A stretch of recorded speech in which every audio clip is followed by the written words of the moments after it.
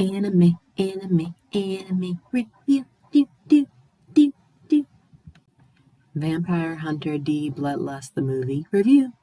It revolves around D, the infamous Duplan, an outcast and Reno vampire hunter. His powers at hunting the creatures of the night allow his substance among humans. He is called upon to locate Charlotte Elbone, the lovely daughter of an affluent family who has been mysteriously kidnapped. When the sun sets, the hunt goes on. Charlotte's father offers a rich bounty be she dead or alive, a task D willingly accepts, even with notorious Marcus brothers and the gang of bounty hunters seeking the prize as well. Amidst the chase and unknown to all lurks a sinister evil which he's been secretly manipulating their every move, and has set a chilling trap that none will expect and few will surprise. With the tables turned, the secret revealed, the hunter quickly becomes the hunted. This anime came out in about 2000, August 25th in the 2000s.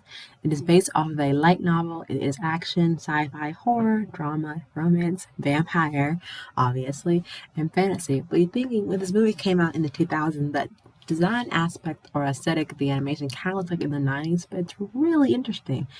And also, I will say momentarily, this is an hour and 14-minute long movie, and it is rated R for violence and profanity and 17 plus.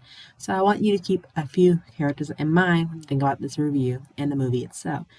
First of all, the main hunter, the missing daughter, and also the supporting cast. But also there's a guy named Link, who I need you to remember that name with this review going on later in the future. I think one thing that got me interested in this being a movie, not anime itself, is the old aesthetic of the animation that looks like it should be in the 90s, but it's actually a 2000 movie, which the animation is flawless. Like, this is amazing. Like, the angle work with the camera and the characters and, like, the voice actors itself, and especially like the intro, it just screams like old Dracula-esque vampire, which I love. And also, we have great suspense in this movie that's entangled with vampires, horror, and drama and fantasy. I'm like, hints on the go. The story is very simple. It's not really too complicated where you won't be able to understand what's going on.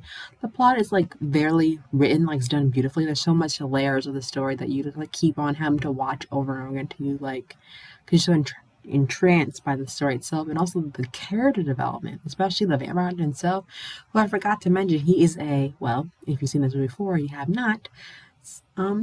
He's hybrid, so take it as much as you want when going into this movie. And also how he's like asked to recover a rich man daughter, whether she's alive or not, wanted or alive.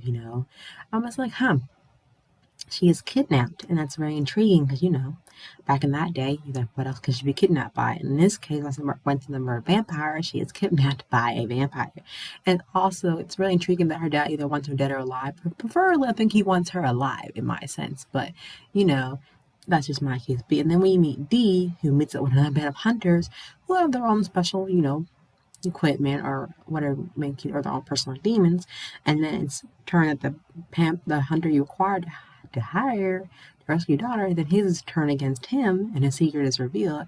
But also, I think, with the princess and the guy you see here, who's like holding her, I guess, lovingly, Link.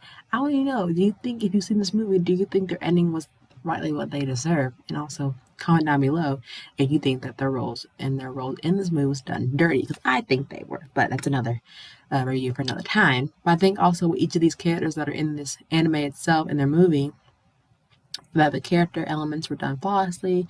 You can see the personality of all these characters. Being like an hour and 14 movie, they did a good job with having these characters fleshed out really well, that you can relate to each and every one of them that I love the most. And just because that you have the animation's flawless, the sound is flawless, and both did a good job who portraying the characters, especially with the minor villains in this show.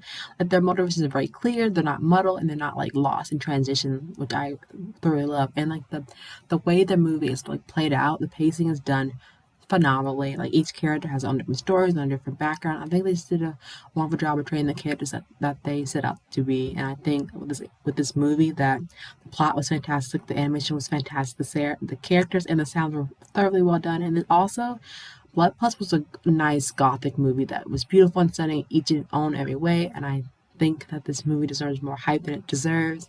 Also, like, if you haven't seen it, go check it out, because this movie is fantastic and wonderfully done. So go check it if you haven't already seen it. Don't forget to hit that like button. Don't forget to comment down below. And don't forget to smash that subscribe button. And I'll see you soon. Until then, bye.